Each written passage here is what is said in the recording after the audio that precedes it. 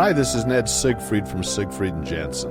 As proud sponsors of BeliefCast, we hope you are inspired by Todd's weekly podcasts, which contain so many courageous stories of recovery and personal growth. Remember, it's not what happened in the past that matters, it's what happens in the future. We invite you all to work hard and be optimistic about your future. Enjoy today's podcast. Welcome back, everybody. This is Todd Sylvester with the Todd Inspires BeliefCast. Thank you once again for tuning in. So grateful for your support. I can't thank you guys enough. I need to give a shout out to our sponsors, Siegfried and Jensen, Wasatch Recovery, Maury Nutrition, and Thread Wallets. You guys are fantastic. Thank you for supporting me. Also, the music you heard at the beginning and at the end of this podcast is by my good friend Paul Cardall. He's an award-winning pianist, and his music is timeless, man. It's amazing what he does with the piano. So thank you, Paul, for believing in me as well. And so today we are going to be blessed with an amazing podcast today because these ones really hit home because as most people know, I work with people who struggle with, addictions, with drugs or alcohol, mental health issues, that kind of thing. And people who society might look at and go, their chances of change are slim to none. And I don't believe in those statistics at all. And today is living proof. We have Derrick Lamoreaux on our podcast today. Derrick, thank you for being here. Of course, it's an honor. Yeah. How you doing, Todd? So good. We are co-workers. We are colleagues, right? We work together here at Wasatch Recovery. But Derrick has an amazing story where he actually used to be a client here at Wasatch Recovery. And to see him now where he's at a year later-ish, over a year. 16 months. 16 months? Yep. And that you're actually working here. If you would have saw this dude a year and a half ago, you would have been like, this guy's going to prison the rest of his life or he's going to be dead. I mean, in rough shape. And boy, what the transformation. One of my favorite sayings is, the greater the darkness, the greater the light. And you are in the depths of the darkness, right? I mean, on a level. And then the light we see in you and the light you get to experience in your life because of the changes you decided to make. And that's what's made this happen today. You've pushed me to be on here, which I love. You're just a go-getter. But before we start into your story, Derrick, who are we honoring today? So a big part of my recovery is my older brother, Kyle. He was a scout sniper in the Marines and a black belt Taekwondo martial artist. Those were the two things that he was most passionate about. Yeah. And the two things that changed him kind of from like where I was at, a rebel, bad kid, to a man, and probably my idol that I look up to the most. I have no idea where I'd be right now without my older brother Kyle. And 4.5 years ago, he committed suicide. He took his own life about 4 miles up the street, up Little Cottonwood Canyon. And today would be his 35th birthday. So okay. Well, shout out to Kyle. He would be very proud of you today, dude. Knowing what you've been through and got to where you're at. And what a great birthday present for him today. Don't you think? 100%. Yeah. Wow. I mean, you already got me tearing up here, Derrick, and we just barely started. So why don't we do this, Derrick? Let's start with your childhood. Just talk about, a little bit about your family and what your childhood looked like. Okay. I was the middle child of 5 kids and grew up in Orem, Utah. And my dad coached me in basketball, baseball, and football. So I was the coach's son. Okay, so you're really involved in sports, huh? Yeah, really involved in sports. Was he harder on you because he was your son? Yeah. You were his son? Yeah. And because there's a lot of stigma that goes with being the coach's son. Yeah. And what I remember, one of the things I remember about it is like being at baseball practice, and there's 12 kids, and he's hucking to one of them, and kind of got to sit around and bullshit with the other 11 and make sure they're happy and they're engaged in practice. And I think I started to develop pretty good social skills at a young age, because when you're the coach's son, you got to go hang out with the rest of the team. It doesn't matter if you like them, you don't like them. Yeah. They're your teammates. Yeah. And so you have to, especially being the coach's son, you got to be nice to them and look out for them. Right on. So really involved in sports. And then what were you like as a kid? Yeah. Yeah, I was out there for sure. So I lived in Springville from 3 to 8 years old. Okay. And one of my neighbors, she had this gorgeous garden, right? All these flowers and stuff. And me and my cousin Jackson, we were over there, and we were like, let's tear these flowers up. So we stomp out her whole garden, right? This old poor neighbor she's crying and like trying to, but like to this day, like when we see each other, she's like laughing and thanking me for it, because we were just kids, we didn't know any better. But I definitely had like a really good upbringing in childhood. Yeah, you got a very supportive family, it feels like. Is that correct? Yeah, most definitely. Your sister was a big part of your support. I know while you were here at Wasatch going through as a client. Yeah. She was very supportive. I remember that. Madison, my little sister Madison, she's definitely an angel. That's one of my best friends. That's even in my addiction, she treated me the same way. She didn't look at me and be like, man, Derrick, what are you doing? You're on meth. It's 2 a.m. Why do you keep bugging me and my boyfriend? Yeah. She never said anything like that. Wow. That's amazing. So you're really into sports, this and that. When did things start to kind of get tough for you as a kid? Because I know you started pretty young with drugs and alcohol and things, and partying and that kind of thing. What was kind of the transition to that? So honestly, once I hit junior high, 7th grade, the kids in my ward stopped hanging out with me. It was kind of like, you've graduated. We're not going to hang out with you anymore. Was it because you were doing things they didn't want to do, or is it just more you were just getting older, or what was it? I think it was more of my sporadic energy level was kind of different than the kids in my ward, where they're a little more passive and conservative. Were you considered like hyper? Oh yeah, hyperactive for sure. So they're like, man, this guy's a lot right now. Right. Yeah, just high energy. Just like they loved me and they always treated me super nice, but I guess the writing was kind of on the wall. Okay. Almost like this feeling, this guy is going to be doing some crazy things.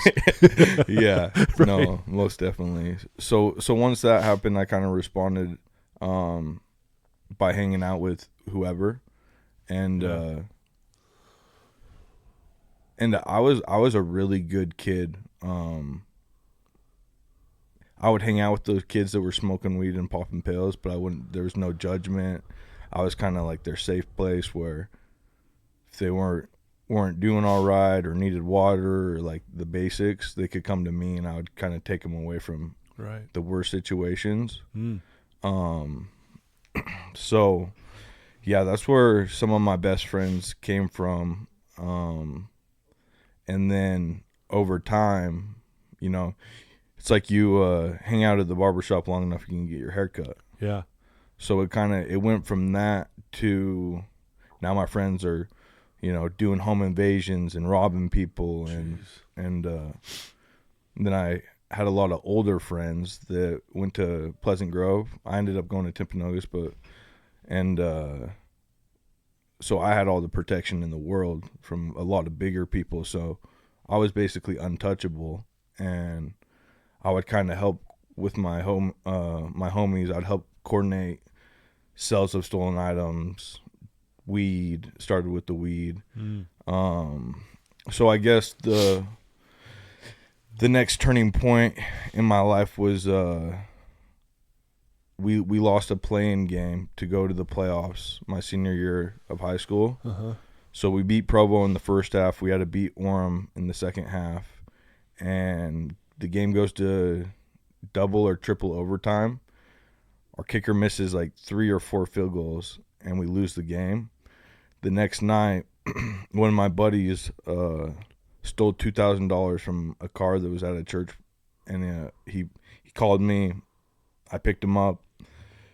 We had Sadie's that weekend, so we started getting all the drugs, the weed, the Adderall, and we get pulled over, and it was my car, but I was in the passenger, and I end up throwing some Adderall out the window, and the cop sees that, grabs me, throws me in the back of the cop car.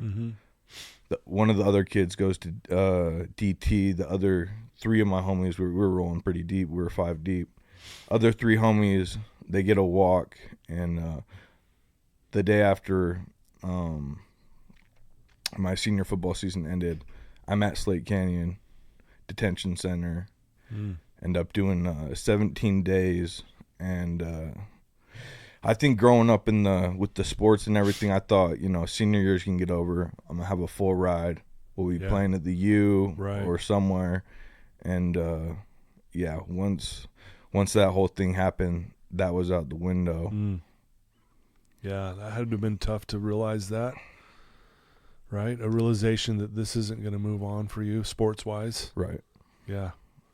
Well, so let's go back a little bit, Derrick. As you're going through this, you're partying more and you're doing these more high-risk things and stuff.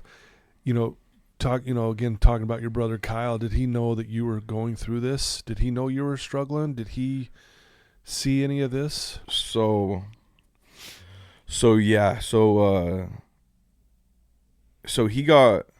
some of the bad attention, I would say, from my parents, because he wasn't pursuing sports like I was. Yeah. And I have an older sister that was a super, super good sister, ended up serving an LDS mission. So he was kind of the black sheep early.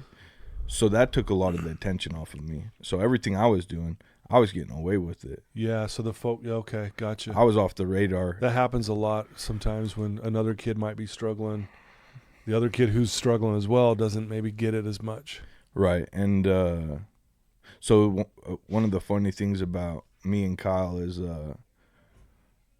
growing up from 8 to 12 years old, just like any brothers did, we threw down. Like, we would have family parties on like Sundays and Saturdays, and the main event was me and Kyle. What time are they going off?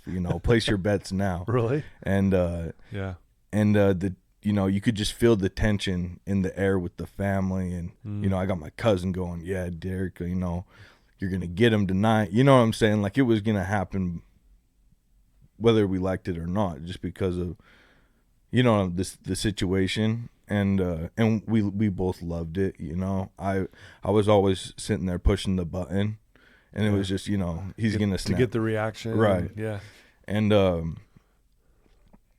so the last time me and Kyle fought, I started going and grabbing the kitchen knife. Right, I'd get my ass kicked, run upstairs, grab a kitchen knife, feel a little bit more threatening, and so I run upstairs, I grab 2 kitchen knives, and it was a 3-story, so I run down 1 story, and Kyle's sitting there with a samurai sword. So I got my 2 kitchen knives, he's got a samurai sword, and my mom walks in the front door, starts screaming, runs upstairs to her room, and that was the last time that we ever fought. Well, it's funny, not funny, but I think people listening to this right now going, man, that's what you did in your family. You guys fought that bad, and again, it's zero judgment on my part. And anyone listening to this is, we all get raised different ways. We go through different trials, and sometimes it's kind of like all you knew. This is how we do things, right? Yeah. Because some people listen to this and be like, man, that's intense, right? Right. So at that point, you guys decided, hey, we got to stop doing this. Yeah. So we stopped doing that. And then it was about 4 years later, my parents, super active, were running marathons twice a month. So so long story short, some of my friends got together, some of his friends got together. They got the alcohol. I wasn't drinking. I think I had been drinking, but I didn't want to give that to my brother and be like, "Hey, bro, Right. I'm drinking." So my friends got drunk, his friends got drunk, and we had like a house party at my parents' house. So, yeah. Okay. So at this point, though, now things are going really. I'm assuming the drug use is getting more frequent, more intense. So, honestly, what happened with me is I had a lot of players, you could say, in the game, and it was like, Derrick, your parents are you're off the radar with your parents.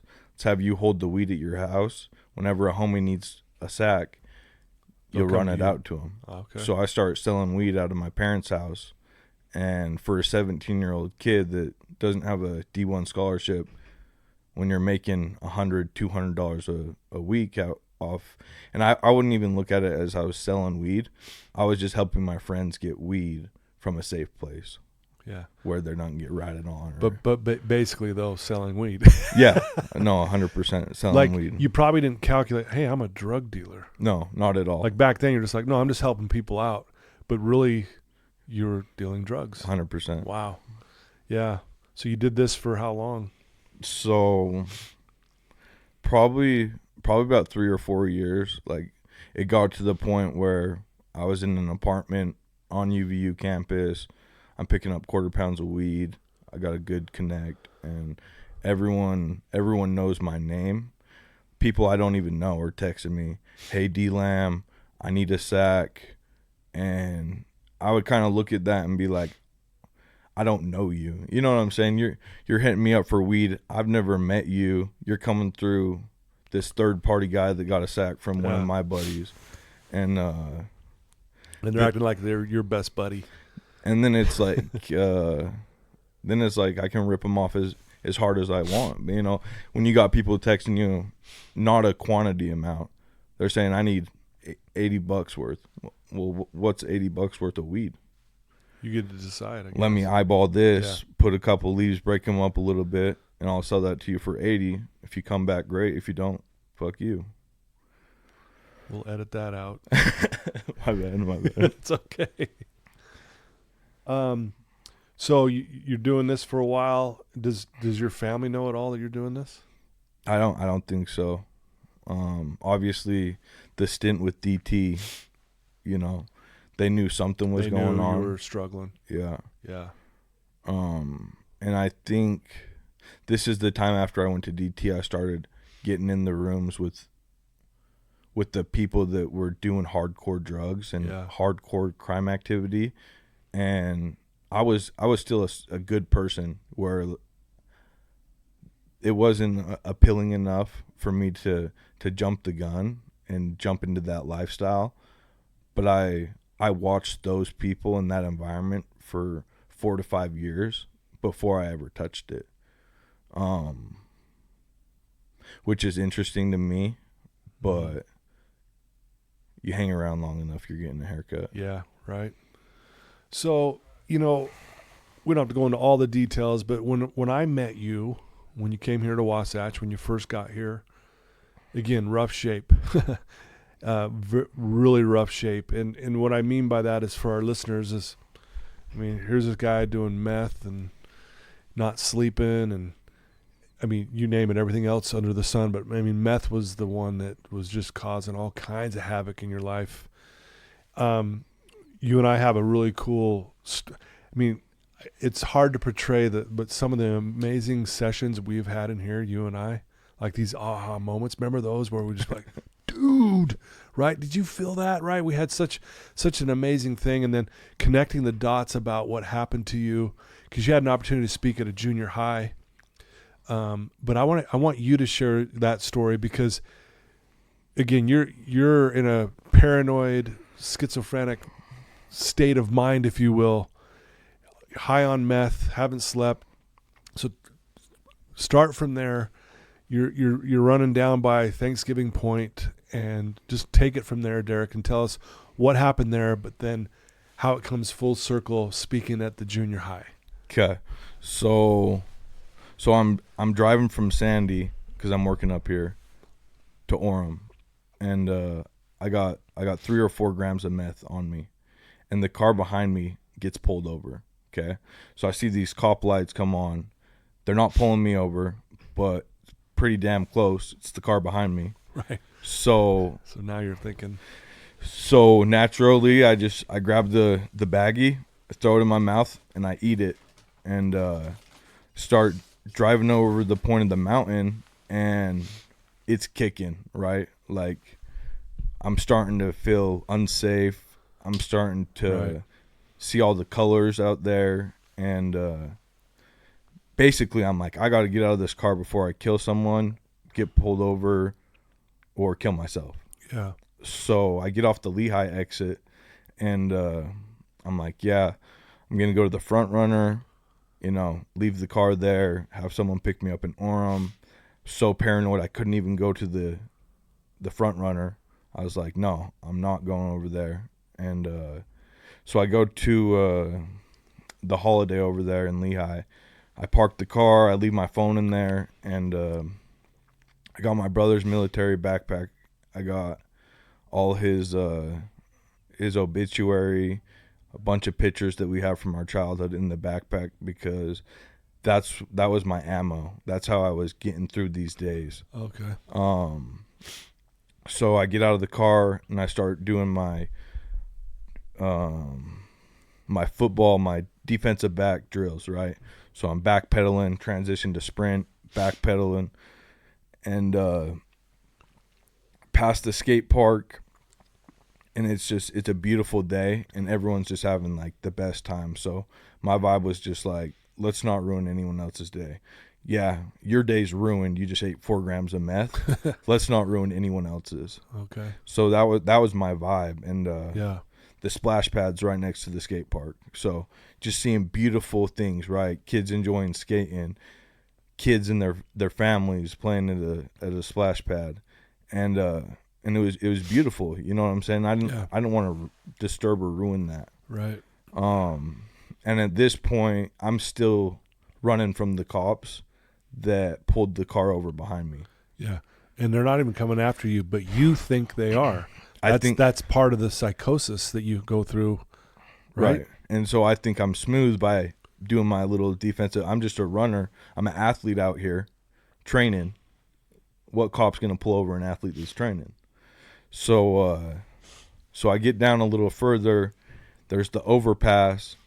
I go onto like the overpass, and there's the trail to the Jordan River. Okay, and I'm feeling great, besides the paranoia and everything like that. I'm feeling pretty damn good. And so I'm going on the Jordan River Trail, and there's 6 tubes and 5 people in the tubes. And in my reality, they threw out the invite. Hey, we got an extra tube. Come jump in, And I'm a pretty cool person, like who wouldn't offer Derrick to come jump in the tube? Right. So I'm thinking this is perfect, right? Shed a layer. I'm going to jump in the tube when the cops pull up. I've been tubing all day with these guys. What do you mean? Yeah, what are you talking about? Yeah. Right. It's your alibi. It's my alibi.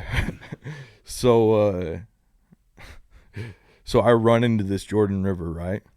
Next thing I know, I'm hitting the bottom of the river. A current picked me up, and it had me just choo, choo. So I'm hitting the bottom of the river, and I guess I'm coming up every couple of seconds, right? And I just hear one of the girls in the tube say, "Andrew, go save him." So about 10 seconds later, this kid pulls me up out of the river, and I'm still feeling pretty good. Like the whole like I'm about to die and drown thing, like that's not reality for me. Yeah, I'm feeling too good. Because you're high. Yeah. And so he pulls me up from the water, and I'm like, I still got to shed the layer. So I go back down, I shed a layer, and then I'm doggy paddling over to the tube. And I get to the tube, and they're like, like what's going on? And I was like, what I said to them was, police are trying to kill me. So they're like, yeah, we're gonna take you back to the shore, you know. And I was like, and my vibe is still what it is. I'm not trying to ruin anyone's day. Sure, yeah. So they're taking me over to the bank, and I keep telling them, don't let the police beat me up when I get over there. I know the police are in the bushes. Right when I get over there, they're gonna swarm me. And this was right after the George Floyd thing had happened, and that that blew up. So again, adds to the paranoia. Yep. So I get to the bank, I come up, and this is where I think I was definitely in psychosis. So I come up from the bank, and I see 2 cops biking off. Like right when I came up, they're just biking off, and I'm like, this is great. This is second chance at freedom, you know. Like they can't find me. They can't catch me, right? Yeah. So I cross the bridge, and I'm running up this hill where there's undeveloped houses. The backyards aren't like finished, but the houses are up. So no, I lost my backpack, lost my shirt, right? So it's just Derrick. He's got shoes, sweats on, soaking wet. I pop out of this backyard, and the homeowner and the next door neighbor are on the front lawn. So they see me, and I'm sporadic. I'm twitching, and they're like, "Are you good?" And I was like, "Yeah, no." And one of them's being super like, "Bro, you're not okay. Like, how can I help you?" Yeah. I'm like, "Don't worry, they're already on their way. No need to call. They're already coming." So one of them steps inside to call the police, obviously, because they're worried about me. You know what I'm saying? Sure. I'm erratic. I just popped out of the backyard. I'm soaking wet. So I'm like being kind of cool to the one guy that's still hanging with me, but I'm like, your homie's inside narking on me. I think I'm a jet. And he's like, okay. Like, so I kind of just snapped on him. I go 2 blocks. I hop a fence. I'm on the Thanksgiving golf course. So now I'm like, yeah, when are the Lehigh police really going to be here? And it's kind of out of ways. So 15, it takes them 10, 15 minutes. And I can't blame anyone for wanting to watch someone get swarmed by the police and get tackled and get locked up for acting the way that I was acting. So the neighbors, they kind of start lining up. Like I would say I had an audience of 25 to 30 people just kind of waiting. Yeah. And so this is where it gets real. So this is about the year mark of my brother passing away, and yeah. So with my brother, there was a lot of PTSD, right? Yeah. He served in 3 wars. He was a scout sniper. I can't imagine what he has seen and what he has done. Right. So there was a confrontation the last day that my brother was alive. The police told him that he couldn't live with his family anymore, and that's what I feel like kind of sparked him to go and commit suicide. Yeah. So that was That's I wanted to say something to the police. So we got an audience now. Yeah. The police are coming. I'm on a golf course. This is perfect. I'm gonna tell these police exactly how I feel, and place the blame of my brother not being here on them. So one other thing with me, I have a lot of Polynesian friends, and so first cop that shows up, Polynesian. So I'm thinking, I'm skating. I'm getting away. There's this guy's gonna let me go. This guy's gonna let me go. And he comes up, and first thing he says, he's like, "What are you doing?" And I was like, "I'm still twitching, right?" And I was like, "Chilling." So I'm telling him I'm chilling, but obviously I'm not. With no shirt on and sweats, soaking wet. soaking wet. From the river. And he goes, "Who you running from?" And I said, "You guys." And he said, "We weren't chasing you." And I was like, "Well, if that's that, then what hardcore evidence do you guys have against me at this point, right?" Yeah. And so we start broing down, and he's like, "What happened?" And I'm like, "Yeah, I just, ate a little bit." And he's like, "Ate a little bit of," and I'm not saying much, but enough, Right. Then we started talking about football, and we had some common people that we knew through football, and so the banters kind of started about that, and then I told him exactly how I felt about my brother not being here, the pain that I'm going through, that our family's going through, and I told them that it was the cops' fault, and that it wasn't fair that my brother wasn't here anymore.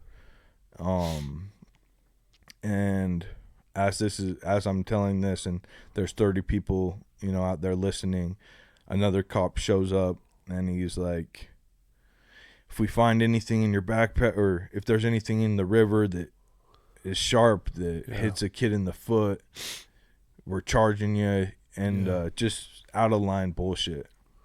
So he goes down to the river to grab my stuff, and another white cop shows up, and he's like, "I have a Kai Dog tatted on my chest," and he comes up and he's like, "Who's Kai Dog? Like, nice tattoo, bro." Like, kind of trolling me. And these 30 people just listen to me pour my heart out about how much pain I'm in and how much I love my brother. Yeah, right. And then they see two cops in a row come up, absolutely disrespect me and my brother, and walk off. So the Polynesian cop is like, "Hey, do you want to go to the hospital or do you want to go home? Like, you can walk or you can go to the hospital." And my body's acting erratic.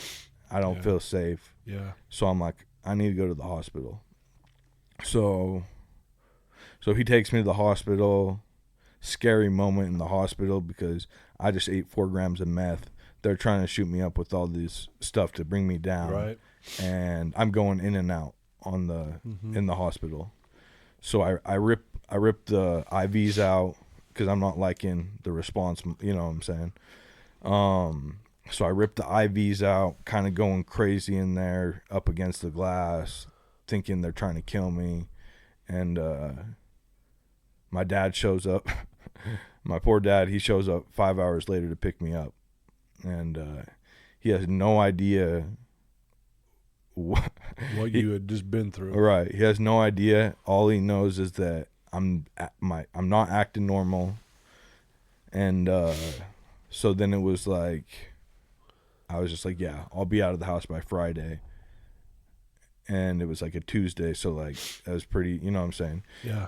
Like, and that's my parents have always been there for me, and almost to a fault with the enabling. Sure. So he was kind of like, yeah, if you'll be out by Friday, like, I'm okay with that kind of thing. And so that Friday, and like, so all that happened, right? I went to work the next day, and I'm sitting at a call center, and I'm twitching, making these calls. Everyone in the row is just having a great time because it is pretty hilarious from their standpoint. Yeah. So yeah, that was the whole Lehigh experience. Yeah. Well, and thanks for sharing that. That's really descriptive, and I think it's good for our listeners because I want to. So, you eventually check yourself into Wasatch Recovery, right? And one of the things we do at Wasatch is from, like every 3 months or so, depending on the time of year, we will pick, a handful of our clients to go speak to the junior high kids in the health classes about staying away from drugs and alcohol and what addiction's done to our lives, this and that. And so you just so happened to be in treatment at the time where we had one of those opportunities come up. And it was actually, you got asked to go speak at a junior high. And what was the name of the junior high again? Willow Creek Junior High. And anyway, after you had spoken, and it was a great experience, you can share your thoughts. You come back, we're sitting in a session here, right here at Wasatch Recovery. And one of the things I love sharing with my clients is that life happens for us. And it's tough when you tell someone that and they've had just nothing but hell happen to them. Because they look at me like, really, dude?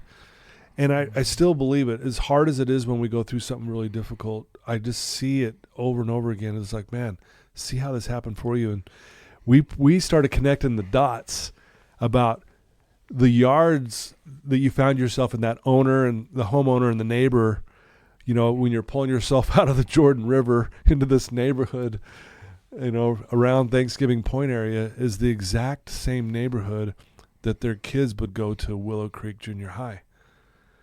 And I thought, dude, how crazy is that? Where just a short time ago you were freaking out, paranoid, psychosis, thinking someone's going to kill you, all this stuff. I mean, you look. I can only imagine what you look like to them. Just they're probably like, this guy's crazy, right? Yeah. And then here we are, go full circle, where you come in here, you start putting in a lot of work, you worked your butt off, and then you go to this junior high and you just share your heart with these kids. And what we connected, correct me if I'm wrong, this is where my head goes, you tell me what your side of it, but where your very words could have changed the kid's life to never touching drugs because of what you said in the very neighborhood that they called the cops on you to eventually get you into treatment. Yeah. No, that's Right? 100% correct. Yeah. And I remember connecting those dots in here, and we were both just blown away, dude. I think we even hugged after, like, dude, how crazy is this? And again, life happens for us. Now, granted, it could have gone in all kinds of different ways. Right. You could have gone to jail for a long time. You could have died. There's so many things, but yet, thankfully, these neighbors at least thought of you enough to go, we need to get, he's in trouble. Yeah. Let's get him help. And if they arrest him, they arrest him. Who cares? Right? Because they're like, man, this guy's just not right. But how cool is that? And just how did that feel when we connected those dots? So I think it's so after that day, I didn't land up in treatment for another 2 years. Okay. Right. So think of that paranoia where I was at for that. Yeah. That went on for 2 more years. Yeah. You're just running and gunning. No charges, and that's what I think. That's what the law enforcement and the police officers are for to protect you and make sure you're safe. Yeah. Obviously the community, but when you're not getting caught, the damage that you start doing to yourself with the drugs that you're putting into your body, that was the eye opener for me. I could have died out there running and gunning, and it wouldn't have been anyone else's fault but mine. Yeah. And I think it's just like a testimony that the police aren't going to go find someone that's hiding under a rock and not hurting anyone else, but that person's going to suffer. And so I can speak from the suffering addict that isn't getting thrown in jail and getting a break, and that really, you saw me when I got here, and you and me both know I was the happiest person to be here. What's better than being away from that 3-year run of being in a safe place, meeting someone named Todd Sylvester, and being able, like I started going to therapy. I was high as a kite, but I was going to therapy, and that shit was even more traumatic because you're processing all these, and that's a dangerous place to be. Yeah. And it got up to the point where every weekend I was in the hospital. Every week I was calling the cops on myself. My last run, I punched myself 40 times in the face on State Street. So disappointed in myself, so mad that my brother had passed away. I'm over here on meth, acting super immature, and having no control, and the chemical dependency that my body was needed to function. There was no not getting high for a day. I was getting high every day, and that's how my body was responding to that. And so right when I got here, like, God set me down so gently, but from your eyes, it might be like, you showed up here in rough shape. Yeah. And but it could have been way worse. Could have been so much worse. Yeah. And some people never come back from that. That's the scary part, is the sobriety that I've got under my belt, and the mental health and the physical health, I'll never use again unless I start lying to myself. Yeah. Because all of that stuff is going to come flooding back. What you've learned, man. It's going to come flooding back. And that's the thing, is like, when you were speaking in here, I was listening. I was engaged. I loved eating up what you were serving. Dude, I was going to say, I agree. I loved it because you challenged me even. Like, you, right? You remember that? You'd come in and go, okay, dude, give me your best. Like, you really did. And I remember that often, and how hard you worked, and you were constantly coming up. What do you got for me? You know, you were like a sponge. You were soaking it in. And and I remember, this is kind of a funny story, but also very cool. The fun run we did. We had our first annual fun run with Wasatch Recovery that Tina puts on, and it was awesome. It was so cool. And here's Derrick, just freshly into rehab, and we're doing this run, right? It's a 5K, so it's 3.1 miles or 3.2 miles, whatever that is. And and I've been running, I've been training. I'm thinking, man, I'm gonna smoke this dude, right? Dude, they said go, and I'm telling you what, Derrick, we laugh. It was as if you were being chased by the cops. This guy just, he takes off like a shot out of a cannon. And I'm thinking, I just started laughing. I'm going, he's gonna gas out. I'll pass. I'll just coast right on past him and laugh at him, this and that. But dude, you didn't stop. And you won, and you finished it, and it was crazy, and you were foaming at the mouth, and it was like, man, I hope this guy doesn't die on us. And I'll never forget what you said. It was, I don't even know if it was that day, but it was a little bit after. You had a purpose in that run, and what was the purpose? Your brother Kyle. Yeah. And I remember you telling me I had to go do. I was doing some video shoots, and I have to be on in these videos. And I remember you telling me, well, Todd, you'll be fine if you just know what your purpose is. And so it was interesting. The camera guy, when he was interviewing me or getting me ready to record, he goes to me, okay, you got to picture one of your clients when you're doing this, because they got to feel it. And instantly it was Derrick. I was like, I'm thinking of Derrick, man, because you had just told me that about purpose. And anyway, so I just want you to know, D, I've learned just as much from you. I hope you know that, more than you know. Like, truly, like, I just loved how you challenged me on so many levels as what I do. And I've been doing this forever, but here I got Derrick coming in, just hitting me left and right. I was like, dang. But I appreciate it. I hope you know that. Like, I really do. And you did work your butt off here. We do have to give a shout out to Ashley. She was a big help, and I love Ashley. I know you do too. She's fantastic, and she was a big part of your success as well. But yeah, I just wanted to point that out. You helped me more than you know. Likewise. And Like you'll never know the gratitude and appreciation my family has for you, my brother, myself. Like what you've been able to allow me to tap into is a real clean life where you feel all the emotions and the feelings that us as humans are supposed to feel. Right. And I'll be forever grateful for you. And like I said, if I ever pick up again, I'm lying to myself. Yeah. Boy, you learned about it. Man, I'm telling you, if you don't know what he's referring to, we talk a lot about this. I do, especially, is if you're honest with yourself, you'll never relapse because you have to lie to go back to it. You just know too much. Your mind's been stretched. It can never go back to its original dimensions. And so that's such a powerful, simple principle of honesty, just flat out honesty.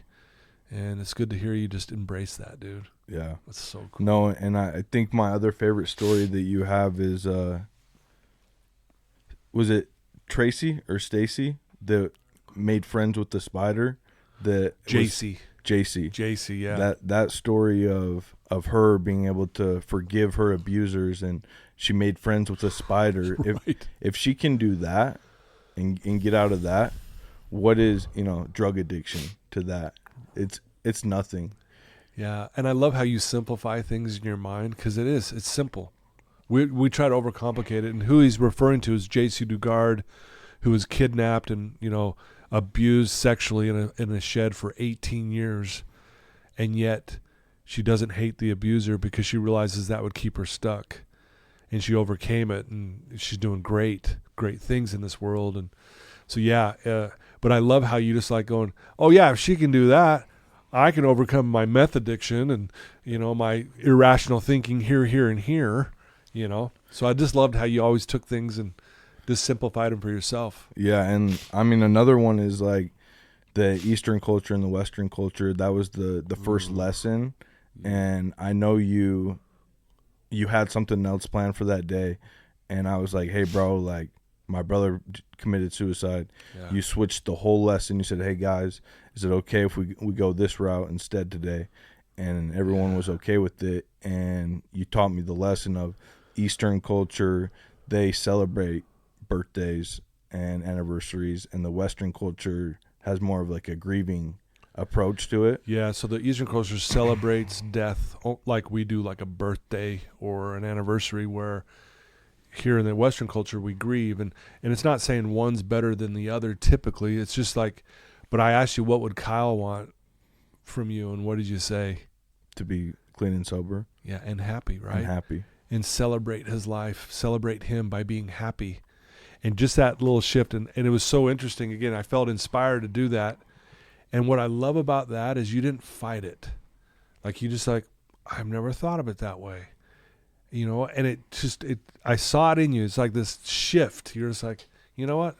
That's what I'm going to do. I'm going to celebrate Kyle by being happy instead of grieving and having an excuse to go blow up your life. Which again, who would fault you? I mean, that's tough. You don't want to, when you lose a brother like you did, that's not easy. And I think what hits with me, what hits home is my brother served the U.S. Marines for 10 years, okay? Mm-hmm. 3 tours. He was a scout sniper. When he passed away, people were flying over from Japan, all across the country. I think I read with you the note that they had left. Was amazing. About him. He was creating training programs for Marines. And so my brother does all of that. He takes his own life. How selfish would I be to live a life of methamphetamine and alcohol? Poor me. He basically, what I'm getting at is he's out there fighting for us to be free. And if I'm over here in an addiction, then I'm not free. Yeah. So that's kind of like where I go is I want to be free, and I want to respect the service that he's done for our country. And if I'm just using drugs and alcohol to kill myself, that's not honoring my brother. Yeah. Wow. Powerful. Thank you. Dang. Well, Derrick, if there's someone listening to your voice right now and they're in a bad place, they're in a dark place, they're struggling, you've already shared some really cool things, but what would you tell that one person right now who's struggling? I would say ask for help. The help is out there. You just have to start asking. And I think that's one of the hardest things for us to do in 2024 is to ask someone for help. Yeah. But that alone saved my life. Yeah. Simple but powerful. You need help, ask. And anyone listening to this, if you need help, please ask. Ask Derrick, ask myself. Reach out to Wasatch Recovery. We're here to help you. And so, yeah, very simple but yet powerful words, Derrick. I can't thank you enough for taking some time today to be on my podcast. It means the world to me. And again, you made this happen. Dude, you didn't let up. Yeah. Dude, I'm going to be on that podcast. And you're like, I'm like, all right, we'll see. And here we are. And I want you to know you made this happen. And we're going to get this out to a lot of people. Thousands and thousands of people are going to hear this story and hear you, Derrick, and you're going to inspire them. So my hat's off to you, man. You've done a lot of good work. There's still work ahead, which again, I know you're doing it. You're working. You're a hard worker. You always have been. And you've just shifted that energy in a different direction, which is really cool. Yeah. No, so, I just want to say thank you, Todd, for letting me have this opportunity to give back and to speak to other people what you're doing. I crack up because 34 years strong, you had a shotgun in your mouth 34 years ago, and that hits so close to home with me and losing my brother, and the work that you're doing now for the community, for Wasatch, for people is amazing. Yeah, thank you. You keep making me cry in this episode, dude. Thank you for the kind words. That means a lot. And I say this often. I'm standing on the shoulders of giants, and I put you on my shoulders for a minute, but now you're a giant now for other people, right? Honestly. And so if you're out there and you're strung out on drugs or meth or whatever it may be, if you think you can't change, you're lying to yourself. It's that lie that's keeping you stuck. And Derrick is living proof of that you can overcome it when you just start telling the truth. You ask for help, and you will just put in the work, and you'll get it. So, Derrick, you're the man. Thanks for being here. Thanks for all you do here at Wasatch. We love you. I love you, and thank you for your time today. Of course. Thank you, Todd. Love you too, bro. Thanks, man. Well, there you go, guys. What a beautiful story. Beautiful human being, Derrick. Please share this episode with anyone you know that's struggling. It doesn't have to be drugs or alcohol. It could be any struggle whatsoever. They'll get inspired by these words, and it'll allow you to kind of break the ice with someone that you may not know how to talk to them, and let Derrick talk to them for you and break the ice for you. So thanks for all your support. Again, thanks to my sponsors. I love you so much. It means the world that you guys would support me. And thanks for tuning in, guys, week after week. Love you. Till next time.